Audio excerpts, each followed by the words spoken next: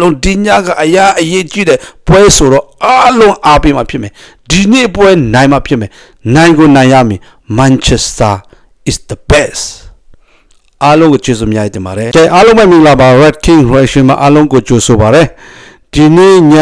မြန်မာစံတော်ချိန်8နာရီခွဲ Australia စံတော်ချိန်မနေ့တနာရီမှာဆိုရင်ကျွန်တော်တို့မနေ့တနာရီမှာဆိုရင်တော့ကျွန်တော်တို့ရဲ့Manchester United နဲ့ Fulham အသင်းကန်ရမှာဖြစ်တယ်ဆိုတော့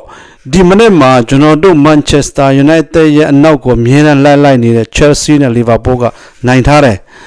သူတို့အသင်းကိုစီနိုင်ထားတယ်ဆိုတော့ Liverpool နဲ့ Chelsea က Manchester United ရဲ့အပေါ်မှာရောက်နေတယ်ဆိုတော့ဒီနေ့ပွဲမှာ Michael Carrick ရဲ့အရည်အသွေးကိုကျွန်တော်မြင်ရမှာဖြစ်တယ် Michael Carrick ရဲ့ techniques Michael Carrick ရဲ့လုတ်ပုံကင်ပုံကိုဒီနေ့မှာကျွန်တော်တွေ့ရမှာဖြစ်တယ်ဒီနေ့မှာအဖြေစာမင်းပွဲကိုဖြေရမှာဖြစ်တယ် Michael Carrick ကဘာလို့လဲဆိုတော့ကျွန်တော်တို့ Manchester United အသင်းကအသင်းကြီးနဲ့တွေ့တော့ပြောစရာမလိုဘူးကောင်းနေတာပဲ share ကောင်းနေတယ်ကွာဒါပေမဲ့ဘာမဟုတ်တဲ့အသင်းအောက်အသင်းတွေပြီးအလေလက်ကအသင်းတွေဟိုအုတ်ချားမြတ်ပေါက်အသင်းတွေပေါ့နော်အဲ့မှာဆိုရင်ကျွန်တော်တို့ကအများနဲ့တိုင်ပတ်လိမ့်ရှိတယ်ဆိုတော့ဒီပွဲမှာကျွန်တော်တို့ကိုအဖြေပေးရမယ့်ပွဲဖြစ်တယ်ပြီးခဲ့တဲ့ Manchester City ကိုနိုင်တယ် Arsenal ကိုနိုင်တယ်ဒါကတော့ကျွန်တော်တို့ရဲ့အမြဲတမ်း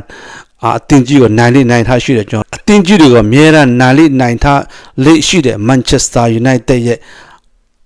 ထုံးစံပေါ့နော်ကျွန်တော်ဒီနေ့ပွဲ line up ကိုကျွန်တော်ကြည့်မယ်ဆိုရင်တော့ကျွန်တော်တို့အမြဲတမ်းအားထားနေရတဲ့ကိုယ်တွေအမြဲတမ်းသွင်းနေရတဲ့ကျွန်တော်တို့သာသမာဒုက္ခကတော့တန်ရာရပြီးတော့ဒီရာတီကုန်ချိနားရင်လည်းနားသွားနိုင်တယ်ဆိုတော့ဒါကတိတ်တော့မတေချာဘူးဒါပေမဲ့သူ့ရဲ့နေရာမှာကျွန်တော်ခွင့်ရထက်လာမယ်လို့တော့ကျွန်တော်ထင်တယ်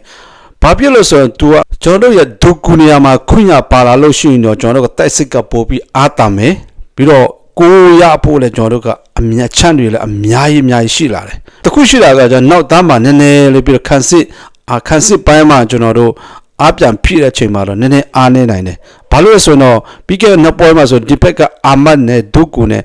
နောက်တန်းပြန်ဆင်းပြီးတော့နောက်တန်း line ကိုပြန်ပိတ်တာလို့ရှိတယ်ဒါပေမဲ့ခွင့်ရကြတော့ဒီလောက်အထိသူတို့ကနောက်တန်းဆင်းပေးမယ်လို့မထင်ဘူး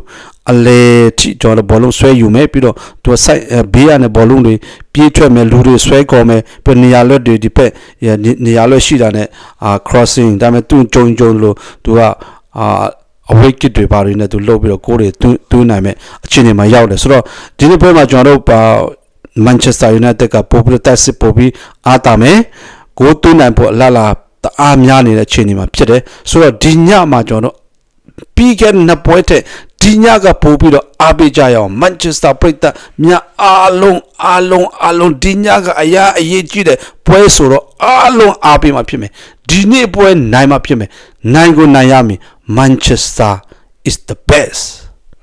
အားလုံးကိုကျေးဇူးများတင်ပါတယ်